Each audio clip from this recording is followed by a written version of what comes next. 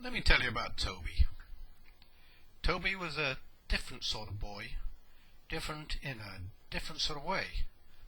He was mostly a young teenager, outgoing, gregarious, loud on occasion, moody at times. He got on well with his parents, as well as you could expect of any 13-year-old, probably better than most. He knew he was adopted, of course, although they never talked about his birth parents. Except that one time when nasty old Aunt Nell blurted out that his birth mother was probably some blonde slut who went off and got herself pregnant. Toby's parents angrily shushed Nell, but in truth they knew little about the girl and nothing at all about the biological father. Toby adored his real dad. He was a fireman who was a long-time member of the emergency rescue squad. When he was really young, Toby imagined his dad scaling trees to rescue trapped kittens. Later it was more adventuresome schemes, like rescuing damsels in distress. Although nowadays, damsels were hard to come by.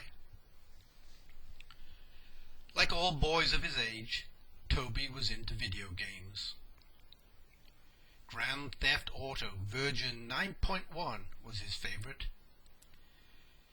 He was, of course, fitted with the latest brain implant, just like all the kids in this year of 2021. He could also use the implant to communicate with his friends. A quick thought, and if the request was accepted, instant contact. They were amazed that the kids back 15 years ago used to communicate by text messaging, using their thumbs on a miniature keyboard. Some speculated that a new species of humans with large thumbs would evolve. But the exceptionally rapid pace of brain electronic enhancement put paid to that. Still, the old folks couldn't get used to seeing teenagers twitching and grimacing like imbeciles in response to the violent games being played out in their heads. But the implants could be a problem.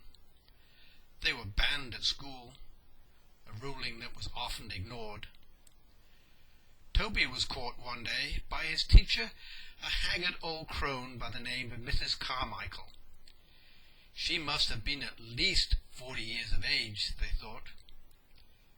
They called her Mrs. Carmudgeon. They thought that was kind of original, but actually her students had called her that for many years, including some of the fathers of the boys in the current class.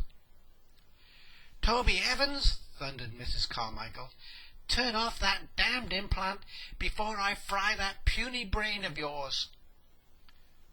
She held up a small red box, a dreaded device, which was actually just an electronic cut-off switch, but everyone thought, no, everyone knew or believed that the device had a high power setting that could infuse your brain with a boiling soup of garishly clashing discordant colours.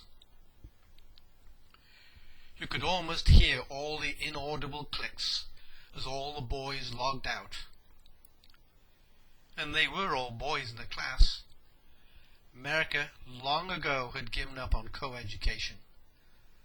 The long-denied but obvious truth had finally been accepted. The girls focused on their studies, and the boys focused on the girls. Now it was difficult to find anyone willing to teach the boys, and those that did had little respect for their students. "Stud muffins, that's what you lot are," grumbled Mrs. Carmichael. "Stud muffins." The boys snickered openly at that.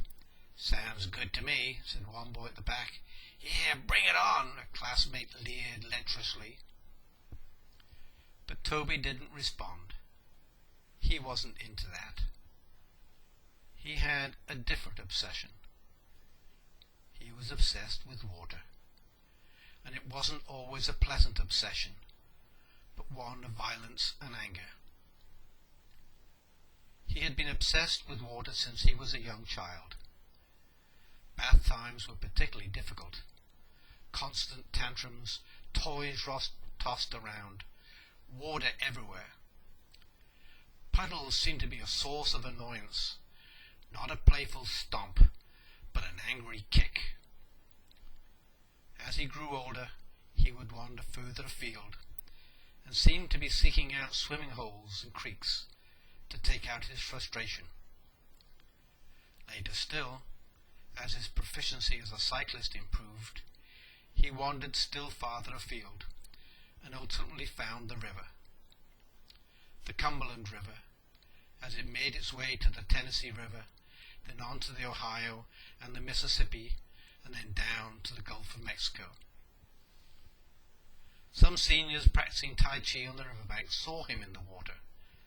They thought he was in difficulty, but then realized that the loud splashes were a result of Toby actually punching the water. Later he calmed, which they thought was exhaustion, but actually was acceptance.